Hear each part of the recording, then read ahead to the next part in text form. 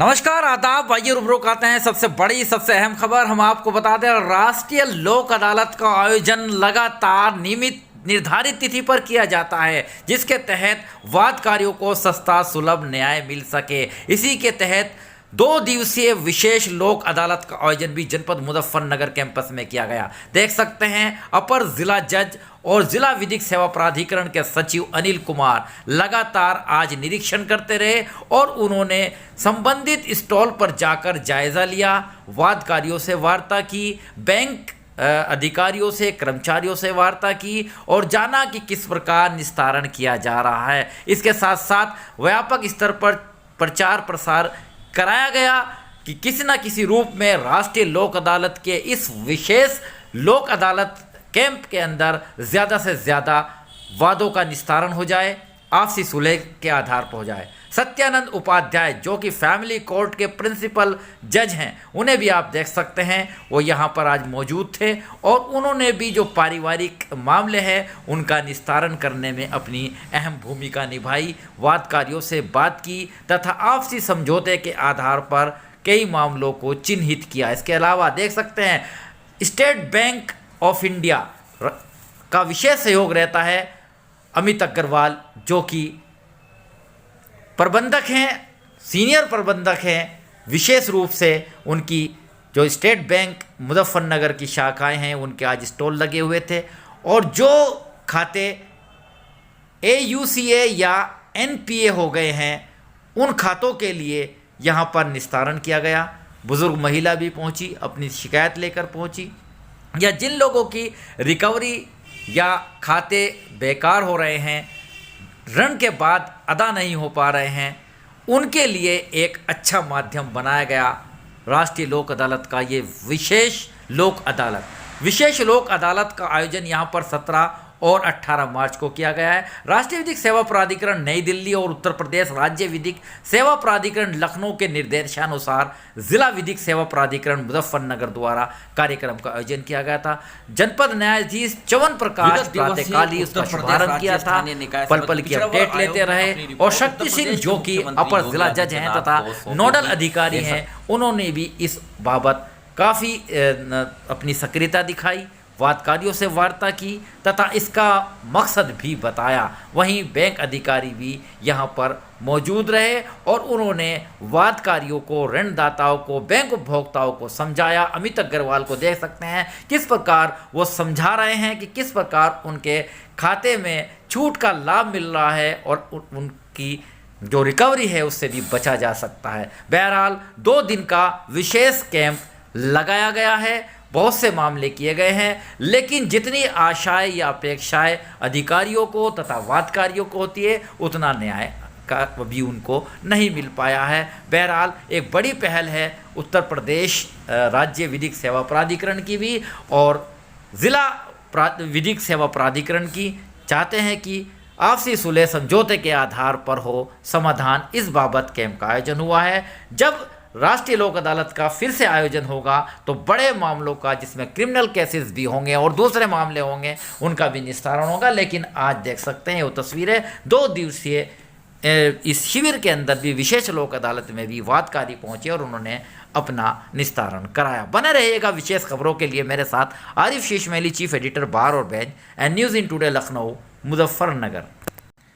ले चलेंगे दूसरी सबसे अहम और सबसे बड़ी खबर। इन दिनों उत्तर प्रदेश विद्युत संघर्ष मोर्चा की हड़ताल चल रही है। विद्युत लाइनमैन से लेकर SC लेवल के अधिकारी धरनारत हैं। 72 घंटे का आह्वान उन्होंने किया है और वो अपने धरने पर बरकरार हैं। सरकार के सामने झुकने को तैयार नहीं हैं। अपनी मांगों के लिए लगातार वो धरनारत हैं और उन्होंने ये भी कहा है कि यदि उनकी मांग इस बार नहीं मांगी जाती है या उनके खिलाफ कोई भी उत्पीड़नात्मक कार्रवाई होती है तो वो अब जेल जाने से भी नहीं चूकेंगे। इसके साथ साथ ही बहुत सी जगह विद्युत व्यवस्था चरमा गई है, विद्युत सप्लाई में बाधा पड़ रही है। बहुत से लोगों के यहाँ तो पानी और विद्युत प्रकाश के अभाव में काफ़ी समस्याओं का सामना करना पड़ रहा है। वहीं उत्तर प्रदेश सरकार सख्त नज़र आ रही है। ऊर्जा मंत्री AK शर्मा लगातार प्रेस कॉन्फ्रेंस कर रहे हैं। इस बाबत वो अपना लगातार अपडेट ले रहे हैं प्रदेश की, तथा उत्तर प्रदेश के अंदर किसी भी विद्युत उपभोक्ताओं को परेशानी न हो इस बाबत भी वो वार्ता कर बता रहे हैं, अपील भी कर रहे हैं और सख्त निर्देश भी दे रहे हैं कि यदि राजकीय संपत्ति को किसी ने नुकसान पहुंचाने की कोशिश की तो उनके खिलाफ सख्त से सख्त कार्रवाई होगी। बहरहाल सरकार ने अपनी सख्ती दिखाई है और आंदोलनरत जो धरनारत हैं विद्युत कर्मचारी वो भी टस से मस होने को तैयार नहीं है। उनकी अपनी जायज़ मांगे हैं, अपनी मांगे हैं। सरकार कह रही है कि कुछ दिनों के बाद अभी रास्ते खुले हुए हैं, घाटा भी दिखाया है सरकार ने, लेकिन वार्ता के बाद ही इनका निराकरण होगा। अभी वो जल्दबाजी बता रहे हैं उनके धरने को, उनके प्रदर्शन को, जबकि विद्युत कर्मचारियों का मानना है कि कई बार समझौता हो चुका है, कई बार उनको आश्वासन मिल चुका है, लेकिन अभी तक उनकी मांगे पूरी नहीं हो पाई हैं। लेकिन मामला वही सामने फिर से प्रश्न है कि इस दौरान जो विद्युत उपभोक्ता हैं उनको काफ़ी दिक्कतों का सामना करना पड़ सकता है। हालांकि प्रत्येक जनपद के अंदर जिलाधिकारी और उस एसडीएम लेवल तथा दूसरे अधिकारियों को लगाया गया है कि किसी रूप में भी असुविधा का सामना ना करना पड़ा, लेकिन जहां पर विद्युत व्यवस्था खराब हो गई है वो ठीक नहीं हो पा रही है, चरमरा गई है विद्युत व्यवस्था तथा काफ़ी नुकसान भी हो रहा है। बहरहाल दोनों में शीघ्र अतिशीघ्र हो समाधान और विद्युत व्यवस्था हो सुचारू, ऐसी उम्मीदों के साथ बने रहेगा मेरे साथ आरिफ शेष महली, चीफ एडिटर बार और bench and news in today Lucknow Muzaffarnagar. AK. Sharma जो कि उत्तर प्रदेश में कैबिनेट मंत्री हैं, ऊर्जा मंत्री हैं, आज क्या कहा उन्होंने, सुने उन्हीं की ज़बानी। आज ऊर्जा मंत्री ए.के. शर्मा ने सख्त कार्रवाई की है। लगभग उन्होंने 1332 संविदा कर्मचारियों को बर्खास्त कर दिया है। इसके अलावा एफआईआर की कार्रवाई भी शुरू हुई है। इसके अलावा उन्होंने 4 घंटे का वक्त भी दिया। इसके साथ साथ आज रात को भी ऐसे संविदा कर्मियों के खिलाफ कार्रवाई होगी जो काम पर नहीं लौटे हैं। बहरहाल क्या कहा, आइए सुने ए.के. शर्मा को उन्हीं की ज़बानी। उसी कड़ी में बताना चाहूँगा कि 1332 ऐसे संविदा कर्मियों की सेवाएं समाप्त की जा चुकी है, उनको बर्खास्त किया जा चुका है। 1332 लोगों को पिछले 24 घंटे में बर्खास्त कर दिया गया है। आगे आने वाले घंटों में, आने वाले मिनटों में भी ये प्रक्रिया चालू रहने वाली है और सैकड़ों नहीं, अगर हजारों लोगों को भी करना पड़ेगा तो हम हजारों लोगों को और भी बर्खास्त करने की हमारी तैयारी है। मैं उन सब से निवेदन करता हूँ, उनके लिए नहीं बल्कि उनके परिवारों के लिए उनसे निवेदन करता हूँ कि नौकरी मिलना कितना कठिन काम है ये अभी आपको शायद अंदाजा नहीं आ रहा है। जब नौकरी चली जाती है तब उसका अंदाजा होता है। आपके परिवार के हित में मैं 4 घंटे, अभी 2 बज रहा है, मैं 4 घंटे की मोहलत देता हूँ उन सबको।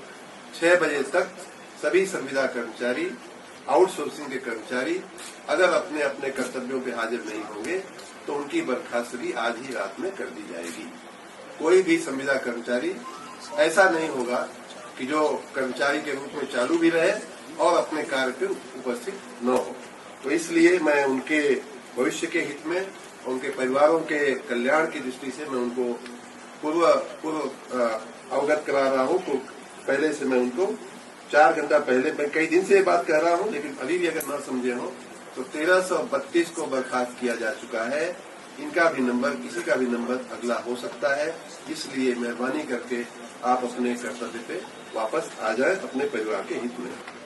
ऐसी जगहों को भरने के लिए कल से ही इन सारी एजेंसियों को, जो आउटसोर्सिंग एजेंसीज हैं, हम कहेंगे कि हमारे जो आईटीआई की संस्थाएं हैं, पॉलिटेक्निक की जो संस्थाएं हैं और इंजीनियरिंग के जो कॉलेजेस हैं, उन सब में से ITI pass, polytechnic pass, engineering pass बच्चों की लिस्ट लेकर के और उनको पहले अप्रेंटिस में रखें और फिर जैसा उनका काम होगा उस हिसाब से आगे उनको आगे बढ़ाने की बात सोची जाएगी। इसलिए इस प्रकार जो व्यक्ति आज शाम तक काम पे नहीं आएगा 6 बजे तक, संविदा कर्मी, आउटसोर्सिंग कर्मचारी, उसे निकालते हुए हम नए लोगों की भर्ती करने की हमने पूरी